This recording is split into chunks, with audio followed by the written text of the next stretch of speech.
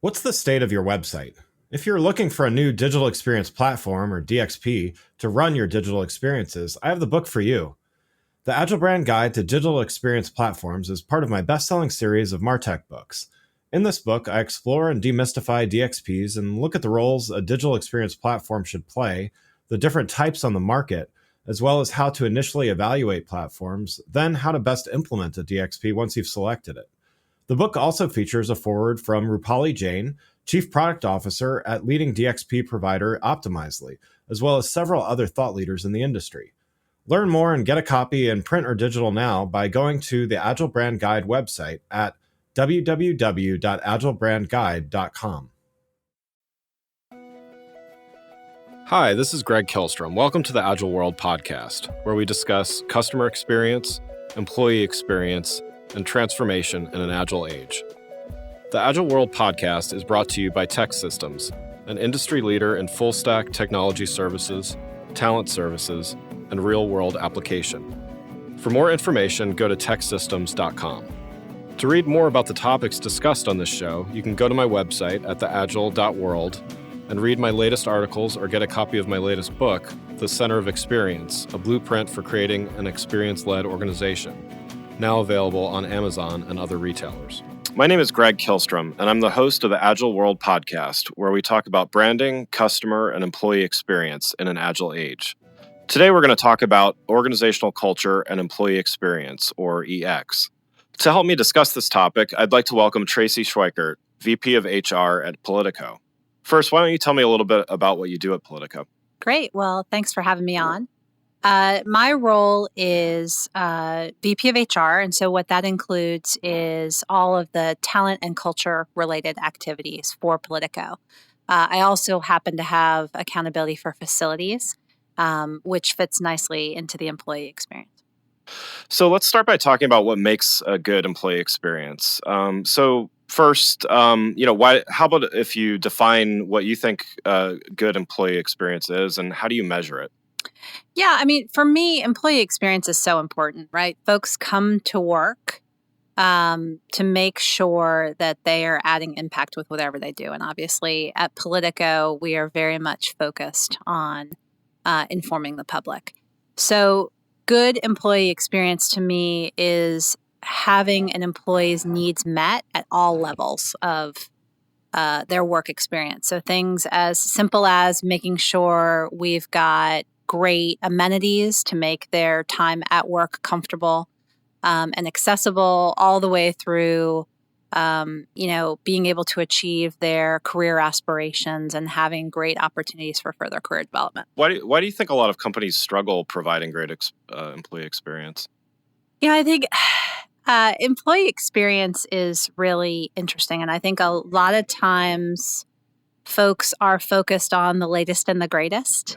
And what you really need to remember is it's that baseline of understanding and that baseline of need. If you're not making sure that somebody has a comfortable place to work, that you don't have the basic amenities or technology to do their job, focusing on creating the next innovative product or the next great story is that much harder to achieve. So we make sure that we get the basics absolutely spot on, and then we build off of that in terms of career development, collaboration, and culture. Yeah, and I mean, overall, what we've seen at Cravity is a much bigger focus on employee experience. We do both customer and employee experience work, but there seems to be such a bigger focus with our enterprise clients in particular on employee experience. What do you think brought this about, and is this the new normal? I mean, there's potential economic changes happening, all of those kinds of things. I mean, are we in kind of a new normal, or is this because of a certain set of circumstances? I think it is absolutely a factor of the times. And I also think we're creating a new normal as we go. I think we are at a moment where the talent marketplace is the best it's ever been for a candidate or for an employee. And so as employers, we need to make sure that we are looking for every way to differentiate ourselves to get that talent into our organization. I do think millennials coming into the workforce and challenging the way that we work, the way that we collaborate, what work-life balance really looks like, what flexibility for work looks like, has certainly sparked a new normal. I also think that that's not going to go away anytime soon. I spend a lot of time talking to Gen X managers, or occasionally, we don't have baby boomer managers, but as I've talked to them in other organizations, and often the response I get from them is, when I was early in my career, this is what I got. And what I remind them is, listen, just because that's what we might have had early in our career doesn't necessarily make it right. And it certainly in today's environment doesn't allow us to be competitive and doesn't allow for the best talent to come into the organization. If we're not pushing ourselves from an employee experience standpoint, how can we expect to have employees come in and really push the boundaries and disrupt the media marketplace? Yeah. Are you seeing any impacts with Gen Z yet? Or how is that, differences between millennials, Gen Z? We are not quite yet. Yep. I think we'll start to see those in the coming years. Right now, Politico is 80% millennial, so we are definitely very millennial focused. Wow, yeah, that's a pretty high percentage. Yeah. It really is. Like even some of our executive leaders are millennials themselves. So that definitely drives what we're doing. Everything that I've read says that Gen Z is going to look and act a little bit more like Gen Xers. So I think we'll just need to continue to balance that instead of it being more Gen Xers at the leadership level. If Gen Z does tend to act in the workplace the way that more like Gen X did, then I think we'll just manage to that. Yeah. So let's talk a little bit about technology then. What do you see as the relationship between technology and employee experience? And, what are you either currently doing or thinking about doing? I mean, technology is a huge part of the employee experience, right? Because I do think that so much of the new employee experience is about flexibility. I think we get the best work out of folks regardless of the generation that they are, if we give them the flexibility to do that. I myself am a Gen Xer. I have a family, and so I'm able to schedule the work that I need to do by using email and apps and other technology. I do a lot of email late at night, and I use the send later feature. Just so that I'm not pinging my folks late at night. But because that works for me. We're constantly looking to how we can use technology to make life easier. We're still a mid-sized company, so we're not looking at doing a lot of automation. But we are looking at, okay, if we're going to use a software package, do they have a good app that allows folks to do things on the go? We also are an open work environment, so a lot of our folks sit in open workstations, so they tend to use the whole space. And so a lot of folks are sitting at the cafe or they're sitting in other places in the building. And so being able to do that with the use of technology makes life a lot easier. Yeah, that's interesting because you mentioned you also oversee facilities and things like that. So it's interesting how physical and let's call it virtual environment kind of interact. So that's interesting. So was that something that you were always sort of overseeing, or is that something that you kind of grew into your role? Or yeah. So the interesting thing is about my role, I came to Politico 3.5 years ago, and I was actually Politico's first VP of HR. Because they were still very much in startup mode. Robert Albritton, our publisher, really said we need to bring someone in to really focus on both talent and culture. And so I started with that. But again, for me, it's all about the entire employee experience. And the piece that I didn't have was the facilities piece. And that can be the part that folks just don't pay enough attention to. Yeah. We have a beautiful cafe that has healthy eating options. And we put a lot of money in that because we want that to be a benefit for our employees who are working flexible hours, for journalists who might be crashing on deadline. But we need to make sure that we're constantly looking at what should we be adding to the cafe, what's important to folks. Since I've been there, we've added things like nitro coffee and oat milk, now that oat milk seems to be a very healthy alternative for folks. So again, it seems like a very small thing, but if you're going to offer that kind of a benefit, if you want that to be part of the employee experience, you've got to make sure you're paying just as much attention to that. Yeah. Sometimes as a company is growing, it sees a shift from a very, innovative, creative driven and team oriented culture to a more numbers focused and process and hierarchy and all of those kinds of things. How did you help Politico, and all are valid and all are needed. So, the challenge is finding the right balance. So how did you work with the team to really maintain that right balance where with growth comes certain needs, but you still want to maintain what the culture really is.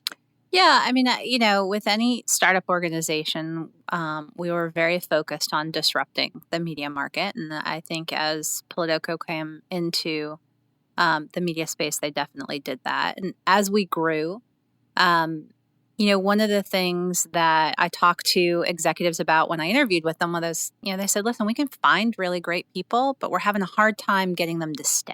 Right. Yeah. And because we're finding great people and we're doing great work, there are a lot of competitors out there who like to come and shop at our talent store. And so what do we do there? And that is then the work of talent and culture. How do we take what's really good, but really focus it? And so what we did was we went back to what's important. We put values in place. I think those values were something that we were talking about on a day-to-day basis, but we sat down with a group of high potential employees and said, listen, let's really define what it means to be at Politico. As I walked in the door, people would talk about, we're a lot of really passionate folks who are really focused and we work really hard. And what we settled on for a value is that we're relentless contributors. Nice. We're disruptors, we're collaborators, and we're talent cultivators. And so those are our 4 values. And I think what we do is try to use those to center ourselves. I do think you're right. As you become more, as we're growing into a mid-sized company, we do have to think about equity across different teams, right? It's no longer a situation where a manager can do whatever he or she feels like.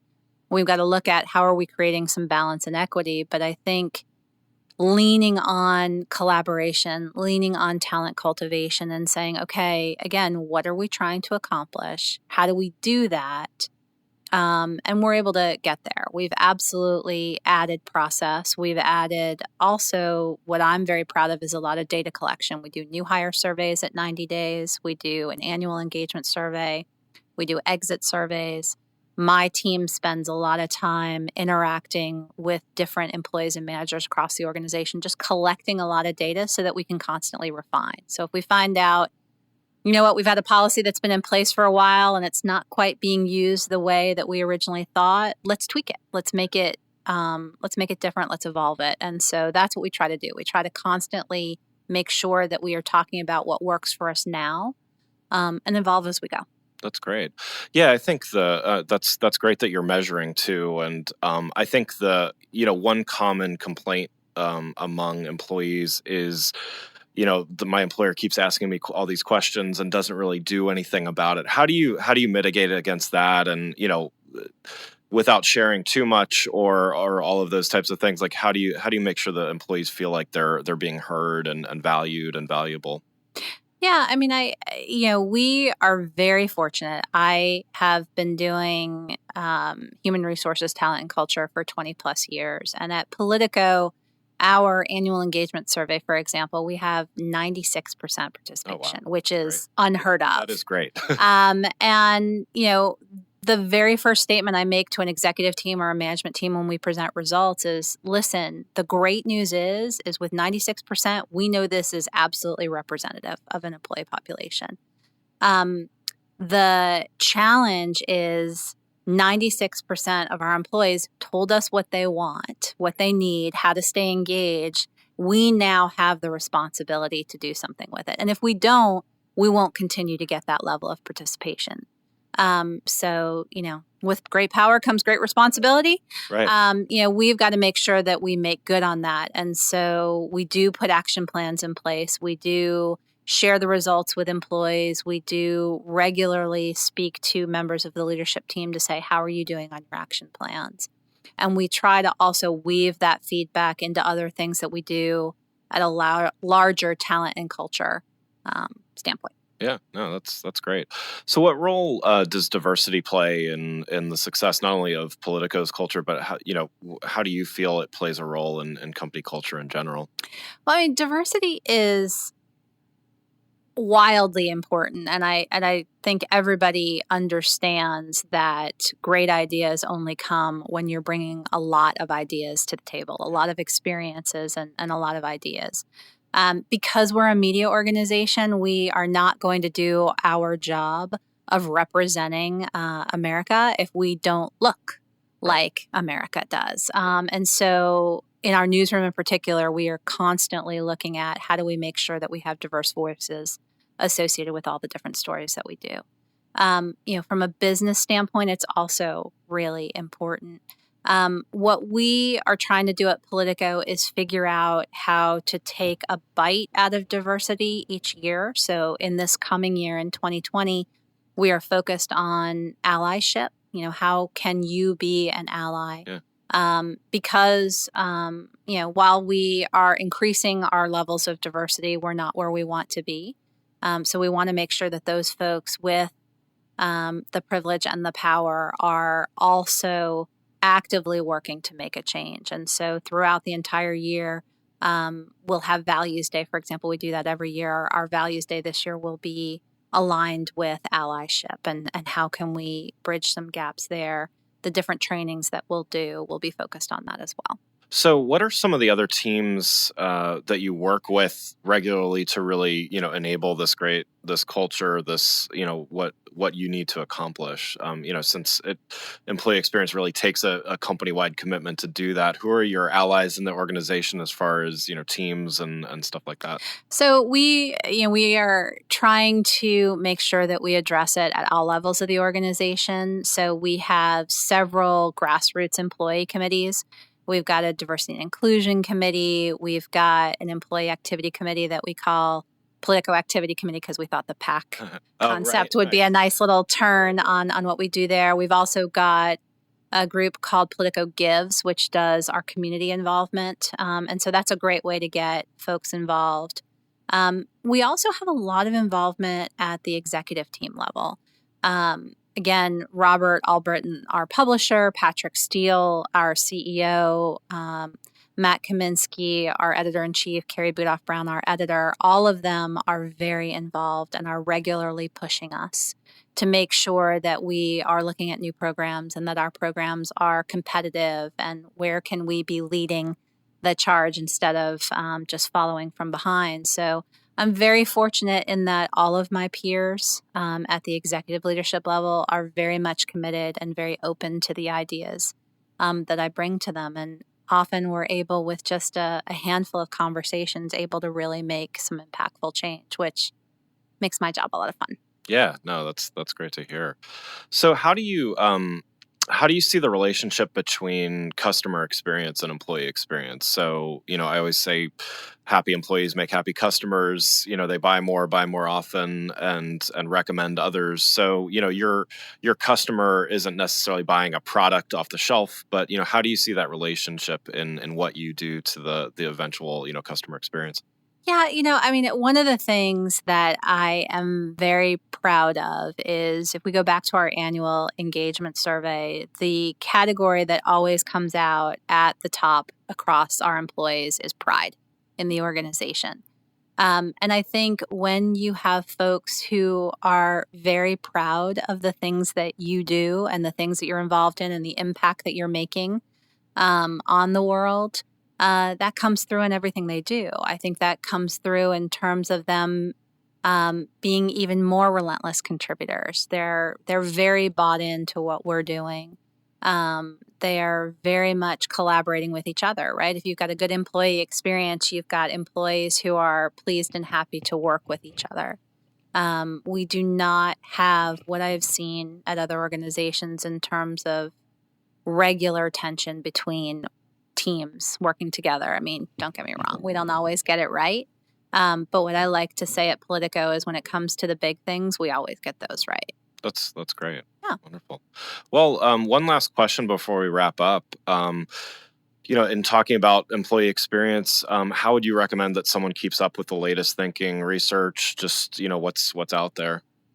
From the time that I was little, I am a huge book nerd. And if I walk into any bookstore and there's a new leadership book, I'm jumping right on it. I have members of my team that do the same, that read. I also have a lot of folks who are a lot more into podcasts. That fits their life a lot. So I always encourage folks to make sure that you're constantly out there, reading short articles on Twitter and LinkedIn, reading a book, listen to a podcast, because so often the good ideas are already out there. Just hearing what somebody else does and then saying, okay, how could I apply that to my team or my organization is always the best way to do it. I think the danger in that is if somebody takes something completely off the shelf and tries to insert it without customizing it for their team, that doesn't always work. But if you take the general concept and say, okay, what could we do here? You wind up with something really fun and exciting. We, for example, borrowed Motley Fool does something called Random Acts of Coffee, where they connect folks across the organization and the company pays for coffee on them. And we figured out how to do that for us. We weren't able to do it exactly the way that Motley Fool did it. We actually make it a diversity and inclusion initiative where we try to connect folks who wouldn't normally interact with each other. And it's been a lot of fun. And again, it wasn't our idea. It was one that we borrowed, and that was because somebody saw it in an article. That's great. That's great. Well, thanks again for joining the show. For those listening, what's the best way for them to keep up with what you're doing? Yeah, no, absolutely. So I'm on Twitter and Instagram, and it's at Traci Schweikert. Also, I would encourage folks to follow on Twitter and Instagram Politico Careers so they can see a little bit more about our culture in action. Wonderful. Well, again, I'd like to thank Traci Schweikert, VP Human Resources at Politico, for joining the show. To learn more about both customer and employee experience, I recommend you go to my website at gregkillstrom.com and make sure to check out my latest book, The Center of Experience. More information is available on my website or wherever the book is available, like Amazon. Thanks for listening to The Agile World with Greg Killstrom. See you next week. Thanks again for listening to the Agile World podcast, brought to you by Tech Systems. I'm your host, Greg Killstrom. You can learn more and get a copy of my latest book, The Center of Experience, from my website at theagile.world or on Amazon or other retailers. Until next week, stay agile.